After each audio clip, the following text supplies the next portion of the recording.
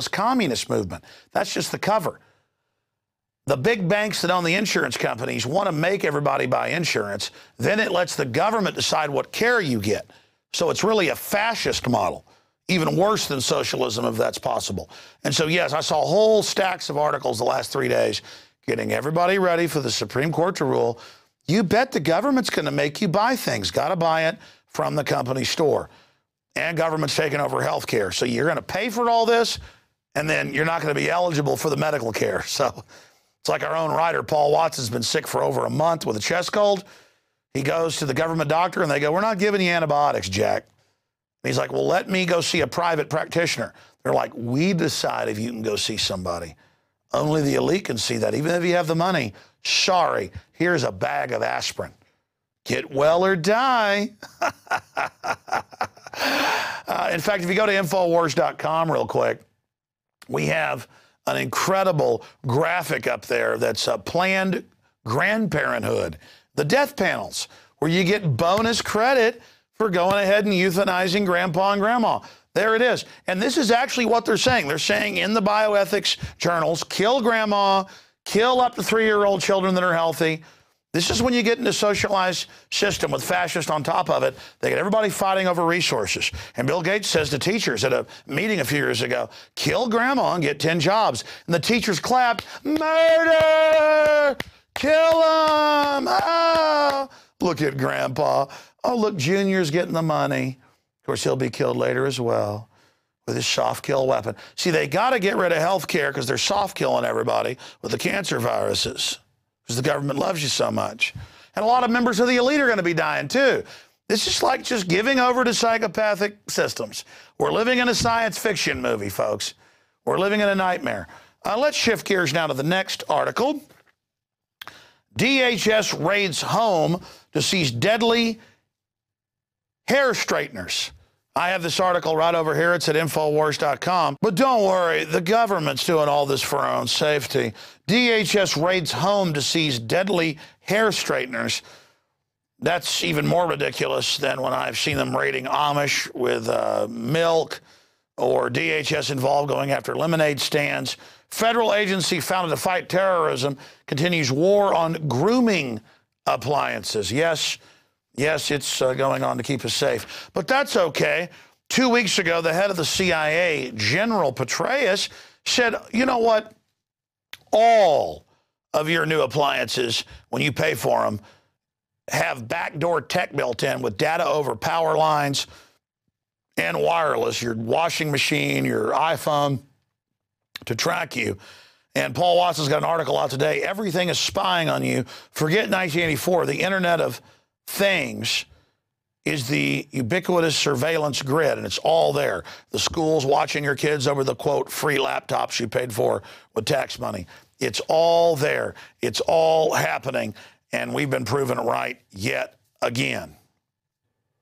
Now we will break down the secret of Hunger Games, set more than 100 years in the future after America has been collapsed, is an artificial system where the population has been turned into feudal slaves living at a subsistence level. It is the essence of Agenda 21. The suboid slaves are played off against each other in gladiatorial diversions. This is directly out of the Globalist Handbook. There you've got Mr. Sutherland, one of my favorite actors, on a jumbotron screen in a police state dystopic future at the Hall of Justice. Already at Walmart's, Mall of America, and thousands of locations, giant jumbotrons are there with Big Sis, a asexual creature, telling us that we all need to give our rights up because terrorists, Al-Qaeda namely, that they publicly fund to attack other nations, is hiding under every desk wanting to get us. Now, continuing here with this film, now that I've had a chance to research it and go over it, this is really a piece of anti-establishment propaganda, because you've got the 10 FEMA regions, the 10 governors, this plan globally to have 10 regions with 10 sub-regions per sector across the world. This is really the UN model. And when you read the biological diversity assessments, they talk about bringing back gladiatorial games to teach people to fight with each other, not with the state. And having big centralized governments over the 10 global regions with 10 subregions per region, and you have a central government per 10 regions that plays the sub-10 regions off against each other via gladiatorial games. So the writer of this fiction book, she's really got a deep understanding. And by the way, we're going to end up contacting her. We're trying now, but seeing the film, I can guarantee you that if she's not an InfoWars reader and Alex Jones listener, that she is a deep researcher into the New World Order and the system they want to set up. Because the 1996 UN Biological Diversity Assessment, I covered it in my 2002 film, Road to Tyranny, says they would have gladiatorial games, reintroduce human sacrifice, teach the people to fight with each other. This film is basically, from my notes, Robin Hood meets Romeo and Juliet meets 1984. And it is Agenda 21, where the central government over the subregions is artificially cutting off resources and executing, imprisoning and executing people who were caught killing a rabbit, killing a deer so they get food for their family. And the society has been artificially collapsed so that everybody is dependent on the central government that has the resources. You're not allowed to farm or ranch for your own good. This is what the New World Order is about. This is what Agenda 21, Behind the Green Mask, and the book that we sell at InfoWars.com breaks down. This is what the corporatocracy is calling for. This is what Maurice Strong in 1992 and now this year is calling for, a post-industrial world with these high-tech reservations that are government and corporations, with the rest of us living in squalor outside of that, but unified by television broadcast of the giant gladiatorial games. Now, in part 2 and now part 3 coming out, the books, I haven't gotten to those yet.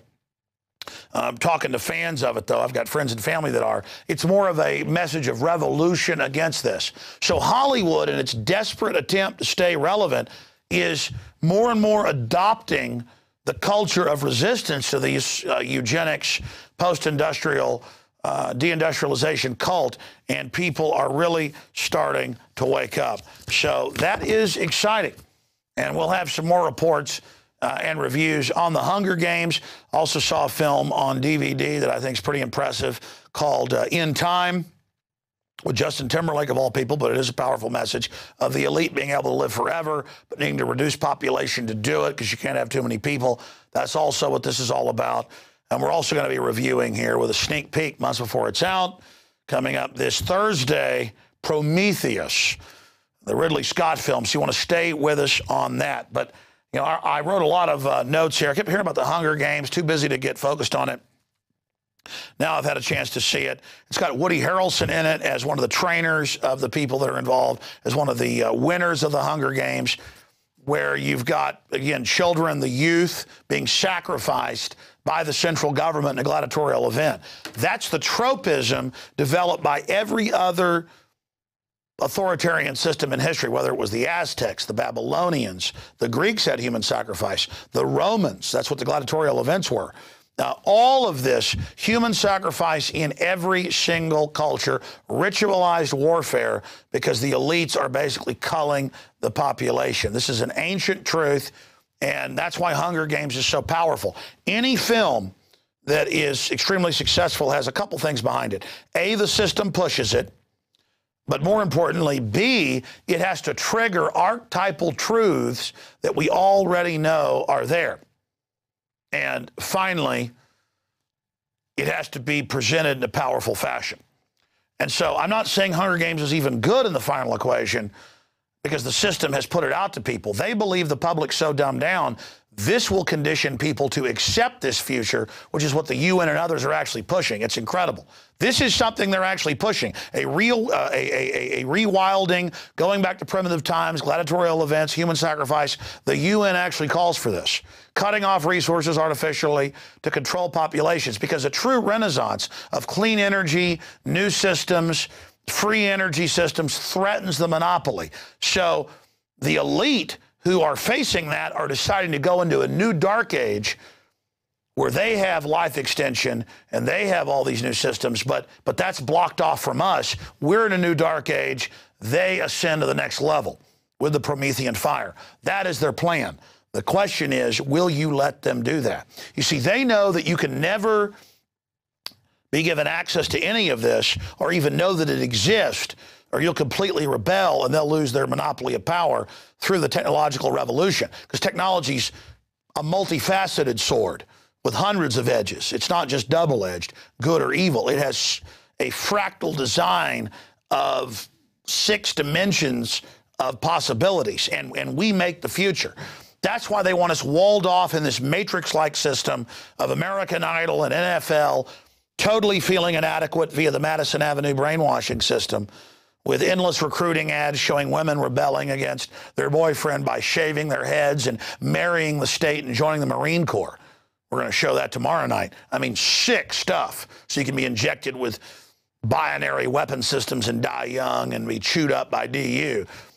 The system wants to destroy the family, so we all marry the state and join the hive collective that uses us as human resources. Another term hidden in plain view. So again, the system thinks they're throwing it in your face and you're weak, and you'll just accept this as what's coming. I believe that when you see the facts, you will be enlightened and take action against the globalist. You're like, well, how do I bring them down? You don't bring them down by yourself. You resist, you rebel in small ways, and we kill them by 1 trillion cuts. The globalists are doing that to us incrementally. We resist them incrementally as well. Resistance is victory. Let me give you tonight's quote here with this jumbo edition of InfoWars Nightly News. Okay, so tonight's quote is from Bob LaFavre, a Alex Jones of decades ago who's now deceased. Government is a disease masquerading as its own cure. And he's the father of the Freedom School. He founded that, and we stand on people like Bob's shoulders. So we commend you, Bob, for all your work, and we say hi to you. They're watching from Valhalla. All right, we're going to go to break, and when we come back, we're going to talk to Syrian Girl, and then we're going to give you the big exclusive Smashing Pumpkins founder Billy Corgan interview that is going to make Al Gore very, very angry. I want to remind viewers, this is teleprompter-free real news. If you believe this is powerful information and you're watching this like millions of viewers out there on YouTube and other video systems, if you want to support us and watch it when it first goes out every evening, and you want to see all my films and 9 years of material and see video live of the daily radio show /TV, become a PrisonPlanet.tv subscriber. It's only 15 cents a day. But you can do a 15-day free trial right now and test it out for free. And one membership is really 6 memberships. For every 15 cents a day membership, we allow 6 people to log in with the same username and passcode. Just be sure it's a username and passcode you only use on PrisonPlanet.tv.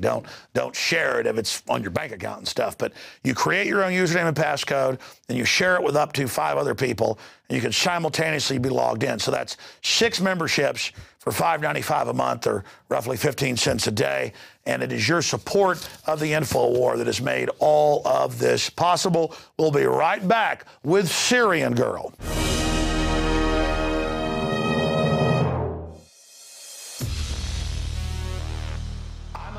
Our biggest contest ever. And we're looking for people who love freedom and who want to be all in the resistance to tyrants. So you say you want to fight the New World Order. Why, if you were on the radio, if you were Alex Jones, you'd really kick some globalist ass. Well, here's your chance. We're hiring not 1, but 2 new reporters, whose reports are going to be on the radio, whose reports are going to be on the nightly news, who will even anchor the show. If you're ready, here's your chance to step into my shoes, and I hope you surpass what I've done. 2 winners, $10,000 in prizes, and a shot to be a reporter inside the InfoWars.com command.